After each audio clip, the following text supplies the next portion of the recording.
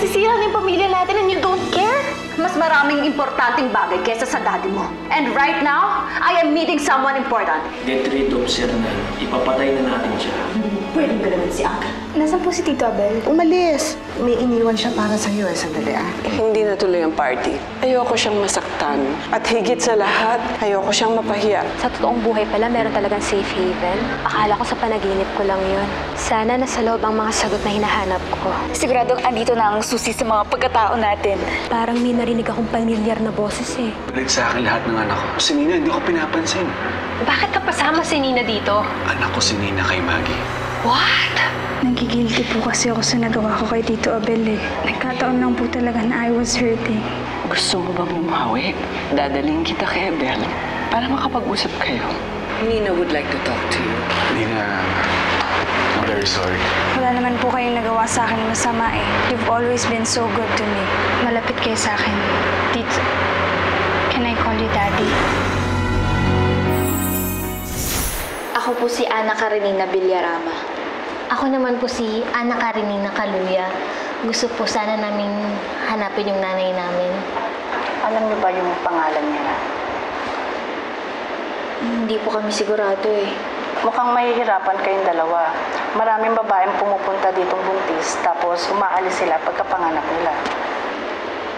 Pero dala po namin yung mga birth certificate namin. Po. Dito po kami pinanganak ng mga nanay namin. Tapos, nung nag-imbestiga po dito yung Tito Abel namin, ang sabi po, nasunugan daw kayo. Oo, dahil pinanganak kayo noong 1998, hindi ko kayo matutulungan. Sa katunayan na wala nga lahat ng records namin. Pati mga listahan ng mga kinuproof namin at mga litrato nila. Baka po meron pa po kayo yung nagtatrabaho po dito noong 1998. Baka pwede po namin silang makausap. Oo nga po. Baka meron pa pong nakakilala sa mga nanay namin dito. Ako nagsialisa na sila eh. Yung iba nag-abroad na, yung iba naman nag-retire na. Totoo lang, kanina lang meron naghanap din. Nahanap niya yung anak niya, pero pasensya na, wala talaga kami pa.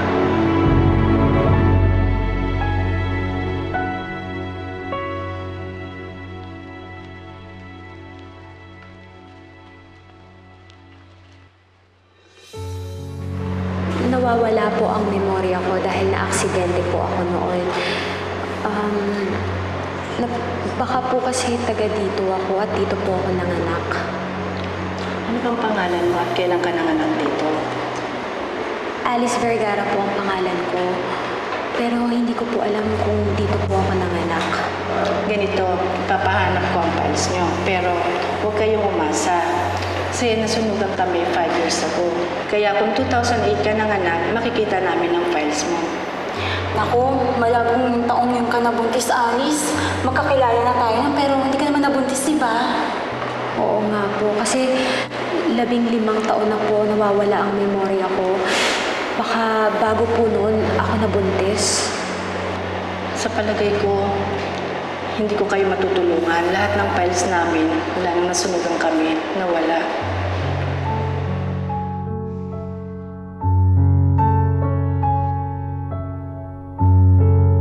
Karen, parang ayaw yata talaga ng Diyos na makita natin yung mga nanay natin. Pangalawang beses na natin itong nabigo. Una, wala tayong pera pang pa-imbestiga. Tapos ngayon, nasunog naman yung mga files dito sa safe haven. Ano naman? Para ka ng sinina. Mega-nega ka na. Pwede ba? Think positive ka lang. Pero Karen, ano pa ba kasing kailangan natin gawin? Di ko alam. Pero hindi naman porket hindi natin alam, susuko na tayo agad, di ba? May kasabihan nga. Kung gusto, maraming paraan. Kung ayaw, marami ding dahilan. Sige. Paano natin sila hanapin? Uy, Alice, iniisip mo pa rin yung nakaraan mo, no? Hindi ko maiwasan eh. Teka, di ba talaga pamilyar sa'yo tong lugar na to? Hindi. Siguro, maling safe haven lang yung napuntahan natin. Kasi diba, nasunog yung dating safe haven. Sa bagay. Pero huwag ka na kasi malungkot, Alice. Ana, ayokong sumuko. Andito na rin lang naman tayo eh. Ang dami na natin ginawa. Ngayon pa ba tayo urong? Pakiramdam ko naman andyan lang sila sa tabi-tabi. Karen, malay mo, nagkataon lang na parehas tayo naghahanap. Kaya hindi agad tayo makita-kita. Pero katulad nga ng sinabi ng naisusi ko, kung magpupursige ka, magtatagumpay ka. Nag-iisip lang ako. Kasi 'di ba, ang safe haven ay para sa mga dalagang nabuntis na walang ama. Teka, ang ibig mong sabihin? Oo. Hindi kaya nabuntis ako ng dalaga ako tapos natakot ako sabihin kay ni Inay at Tay. Kaya nanatili muna ako dito pansamantala habang nagdadalang tao ako. Yeah. Sure. You know, that would make me very, very happy if you do that, Nina. I'm really sorry, Daddy. I'm so sorry. Forgiven. Forgiven. Kitang ibigin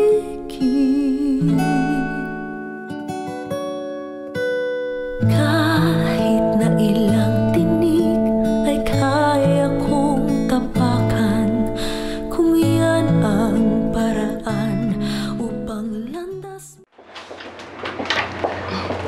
Nina, naku, hindi niyo na po ako kailangan ihatid. Okay na po ako.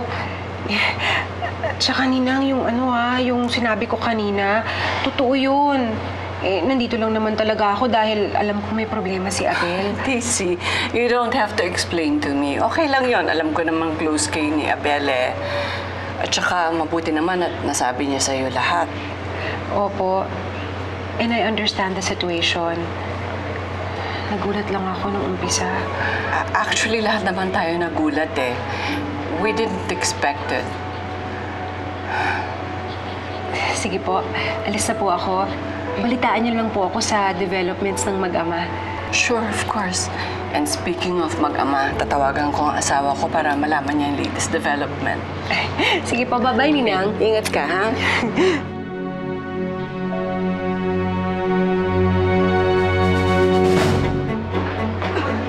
Anong status ng pasyente? Doc, weak ang heartbeat at ang pulse. Unconscious ang pasyente.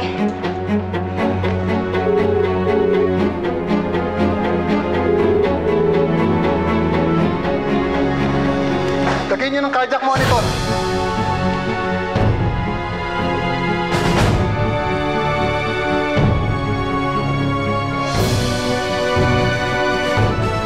Kumusta ang lagay ng mga pasyente? Dok, wala siyang puso.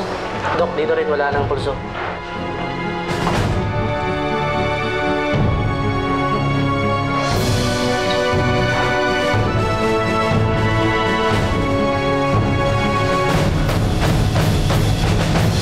Manang Berta, saan po nagpunta sila, Lola? Kasi wala po yung sasakyan nila eh. Umilis sila ni Nina. Saan po sila nagpunta? Ewan ko, hindi naman sinabi. Oh, dyan muna kahit magluluto muna ako, ha? Saan kaya sila nagpunta? Malamang nag-shopping na yun. Ganun naman si Lola eh. Mahilig pag-shopping yung apo niya. Eh bilang hindi na tayo yung tunay niyang apo, baliwala na tayo sa kanya. Kaya iniwan na tayo. Alam mo, Karen, pakiramdam kong lahi-lahi sa atin ni Lola. Kasi hindi niya na tayo apo. Ana, paano kung umalis tayo dito? Ha? Oo. Total, wala na tayong halaga dito. Eh, umalis na lang tayo. Baka nga mas makagalaw pa tayo pag wala tayo dito, di ba? Palagay mo. Estimated time of death, 5:15 p.m. Abel, dapat sumabay ka na sa amin pa uwi. You know, you should be home. Oo nga, Daddy. Umuwi ka na. Hayaan niyo, uwi din ako. Pero siyempre gusto ko maayos muna yung gulo sa pamilya ko. I'm sorry. It's my fault. No, Nina. It's all my fault. Pero, huwag na natin isipin yan. Ang mahalaga yon, okay na tayo. Napatawad mo na ako. Masaya na tayo, di ba? Maayos silang gulong to. Katapos nun, uwi na ako. Thank you, Nina. Thank you. Ay nako, alam mo, itong araw nito, it's full of surprises. Matutuwa ang Lolo Sernan mo dahil nagkapatid na kayo ng daddy mo. At siguro naman, Nina, payag ka nang magpa-party tayo for you.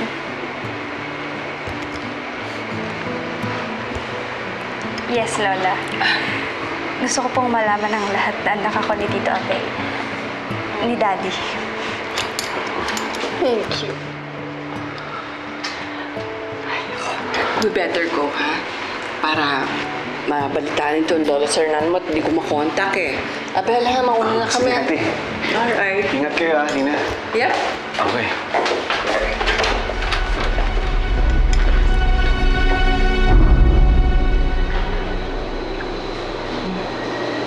Miss, nakita mo ba yung pinsan ko? Yung parati nagbabantay sa akin dito? Hindi ko po eh. Hindi ko nagpaalam. May ayusin lang daw eh. Kaso ang tagal naman bumalik. Sige, hintayin ko na lang. Pasensya ka na ha.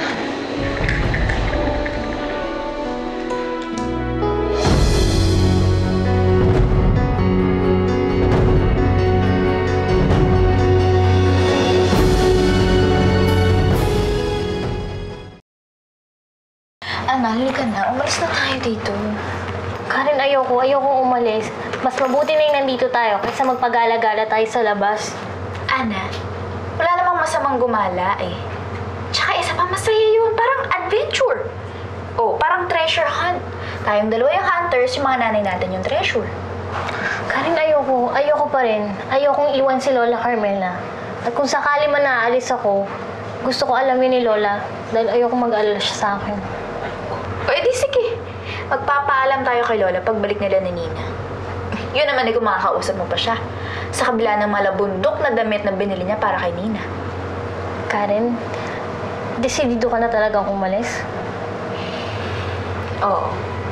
Gustong-gusto ko nang mahanap ang nanay ko. Hindi ka ba nalulungkot na iiwan mo na si Lolo Sernan? Kaya mo bang magpaalam sa kanya? Kung iisipin ko na iisipin si Lolo, kapag-iiwanan ako. Kaya, erase mo na siya sa isip ko. Siyempre, ang unahin ko yung sarili ko at kung anong gusto ko. Siyempre, yun na yung mahanap ang nanay ko. At kapag nakita na natin sila, mararamdaman natin na importante na tayo sa isang tao. Mamahalin na tayo ng sarili nating mga pamilya. Hindi katulad dito. Parang nagsusumiksik tayo, di ba? Alam mo yun, para tayong mga surot na sumisiksik sa mga muebles.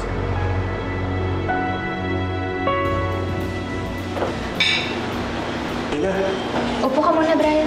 Sige. Sorry kailangan ko lang talaga kasing ma-share yung nararamdaman ko eh.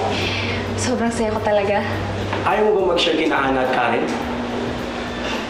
Parang namang ayaw mong nandito ko. Hindi saya ko nga ngayon eh. Pero magkagalit pa rin ba kayong tatlo? Siguro kaya ayaw mo lumapit sa kanila. Pero teka nga, bakit parang saya mo ngayon? Ano nangyari? Bati na kami ni Tito Abel. Bati na kami ng daddy ko. Mabuti naman. Sabi ko na nga ba eh.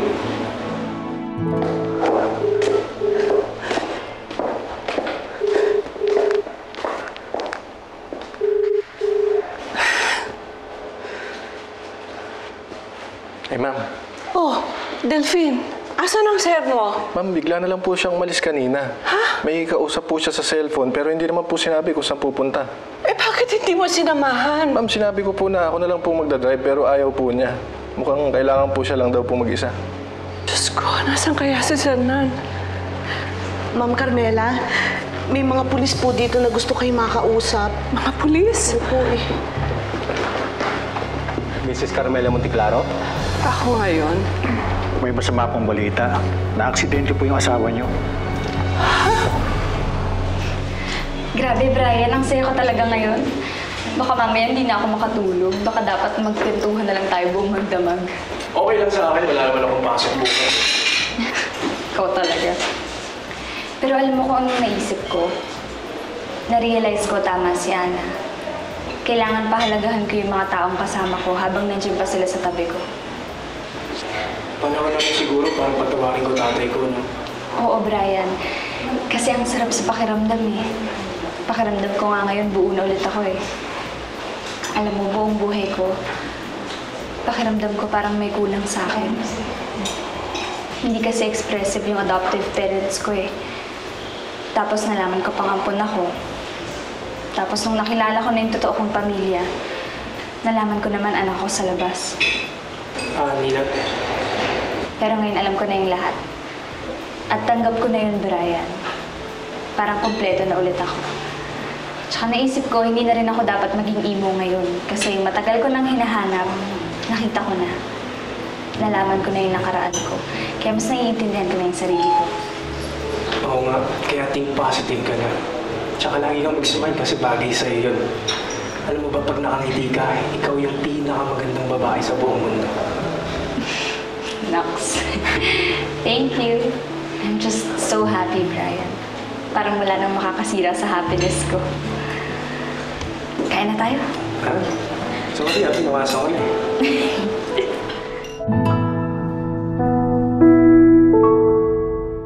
Ano? Na-aksidente si Sir Nan? Opo. Nakita po namin ang wallet niya sa accident scene. Kaya po namin natunto ng bahay niyo. Sinabi mo si Lolo? Nasa hospital na siya ngayon. Alberto! Ma'am! Ay, Lola! Adrian! Naku, teka! Lola! Naku, tubig! Lola! Nakukuha ko! Lola! Ma'am! Nandali! Iga niya si Lola. Lola!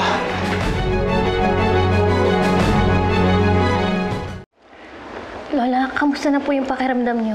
I'm not okay. May nangyari sa lolo niyo. Kailangan po na ako. Asawa ko. Teka, hindi niya pa po kaya, Hindi, Lola. kailangan ko siya puntahan. Kailangan niya ako eh. Lola, okay lang po ba kayo? Kaya niyo na po ba? Kailangan kayanin ko. Sasama po kami. Sasama na po namin kayo doon. Tayo na. Lola, tatawagan ko po si Daddy ha. Sabihin ko po yung mga nangyari. Sige na.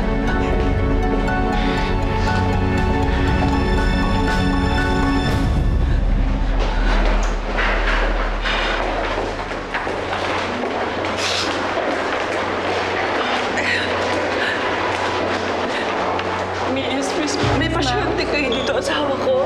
Ano pangalan po ng pasyente? Monteclaro, Sir Monteclaro.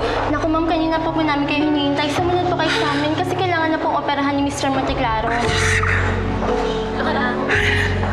Lola, makakaligtas po si Lola. Huwag po kayo Aldrin, dito lang kayo. Abel, samahan mo ako. Gusto na ako makausap ng doktor. Don't worry, Auntie. Kaya ni Uncle yan. Stay positive, ha?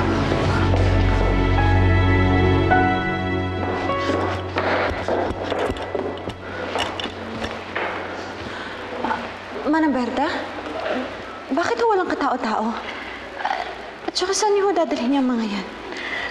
Ma'am, nasa ospital ho kasi si Sir Nan. Na-aksidente daw po. Kaya sabi po ni Sir Abel, ayusin daw po namin ang mga gamit ni Sir para madala sa ospital. Ano? Si Uncle Sir Nan na-aksidente? Opo, ma'am. Anong nangyari? Hindi po kami sigurado, ma'am, pero sabi po ng mga pulis kanina, bumangga daw po yung coaching minamaneho sa truck eh. Kaya nasa ospital po siya ngayon. Oh my God! Oh my God! Ma'am, mauna na po kami, ha?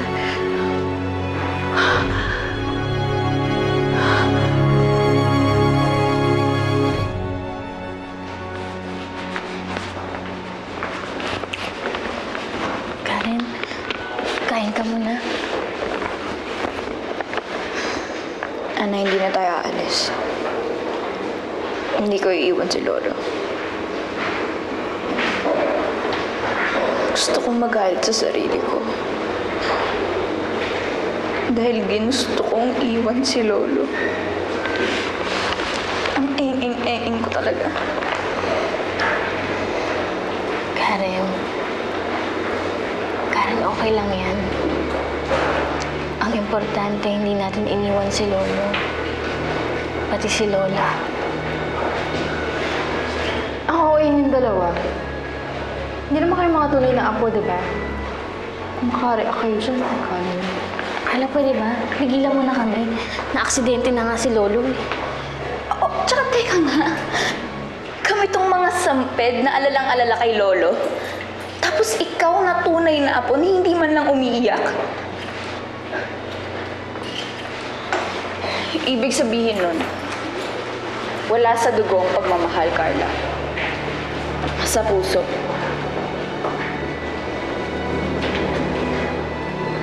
Kahit na ako, oo, Amy pa rin.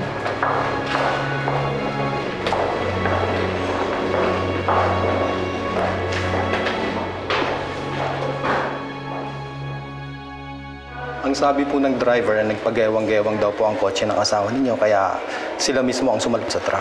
Pero hindi naman reckless driver ng asawa ko eh. Sir, sabi niyo ho kanina, may kasamang teenager si Uncle Sernan.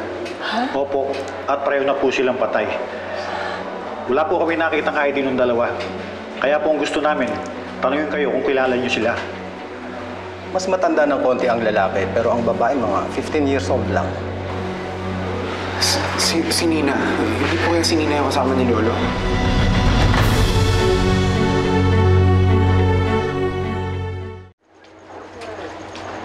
Oh, Doria! Bakit gabi na? Nasa labas pa kayo ng anak mo? Mahahamugan yan. Ay naku, Alice. Ang init kasi sa loob eh. Yak ng iyak. Kaya nilabas ko na lang. O, tingnan mo. Tumahimik na o. Gusto mong buhatin si Cecilia? Pwede ba? Oo naman! Sige. Hello, baby. Oh.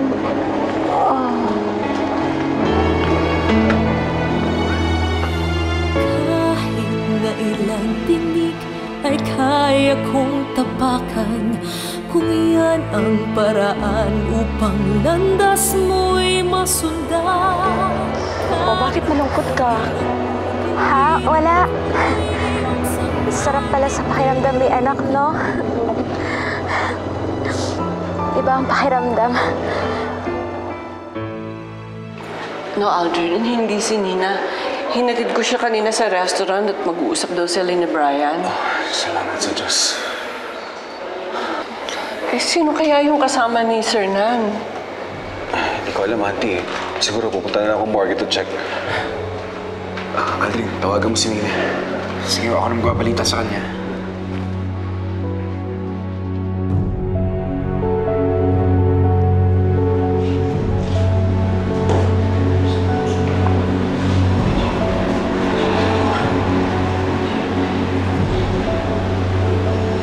Si Lolo na aksidente.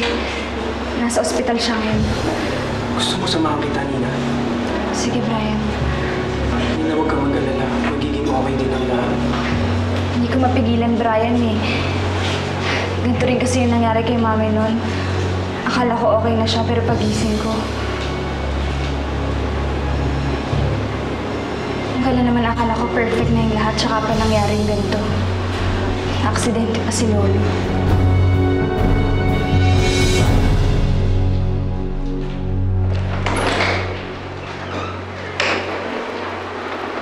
Sir, sila po yung mga namatay kanina sa car accident.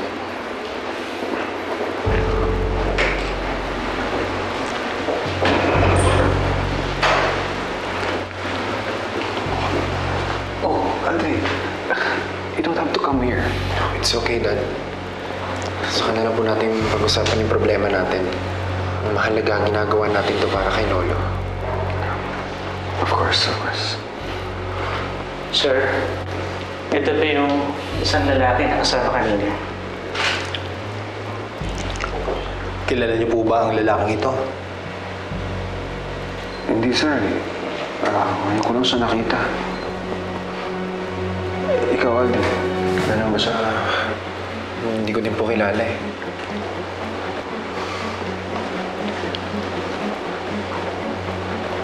Sir, ito po yung isang babae na kasama ni Mr. Monteclaro.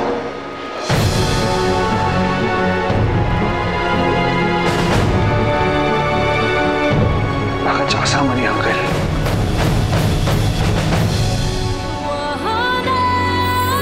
Paano ko pa malalaman kung nagkaanak na ako dati? Bukas, papatingin na ako sa doktor. Alice, saan ka pupunta bukas?